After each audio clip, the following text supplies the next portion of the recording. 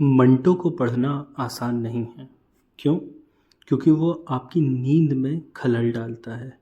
वो कहानियाँ नहीं सुनाता, वो चीखता है और कहता है, तू जो अपने आप को शरीफ समझता है, चल आईना देख। मंटो की कहानियाँ गालियों जैसी लगती हैं कुछ लोगों को, पर असल में वो कहानियाँ नहीं हैं, वो एक्सरे हैं उस समाज का जिसमें हर दिन कोई ना कोई इंसान बिकता है और बाकी लोग चुपचाप देखते हैं।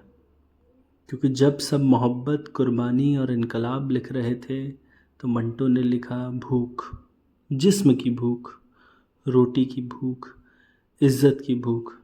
उसने आदर्श नहीं बनाए, उसने चरित्र उघाड़े। एक लड़की जिसकी काली शलवार फट चुकी थी, एक आदमी जो लाश से भी हवस पूरी करना चाहता था, एक बाप जो अपनी बेटी को बचा नहीं पाया। इन किरदारों में आप ही थे, मैं ही था, मगर हम मानने से डरते हैं। मंटो के लिए कहानी सिर्फ कल्पना नहीं थी, वो खून में लिपटी थी। उसने बंटवारे के वक्त ट्रेन के डिब्बों में भरी लाशों को देखा था। वो सिर्फ लिख नहीं रहा था, वो जी रहा था। लोगों ने कहा कि मंटो अश्लील है, सरकार ने कहा ये समाज को बिगाड़ रहा है, पर मंटो ने कहा अगर मेरी लिखी हुई चीज़ गंदी है तो सोचो समाज कितना गंदा होगा जहाँ ये कहानियाँ चल रही हैं। आज भी अगर तुम किसी अंधेरी गली से गुजरो तो मंटो का किरदार सामने आ जाएगा।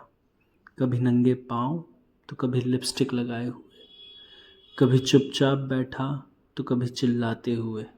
मंटो अब एक किताब नहीं रहा, वो एक एहसास हो चुका है जो आँखों से नहीं ज़मीर से पढ़ा जाता है।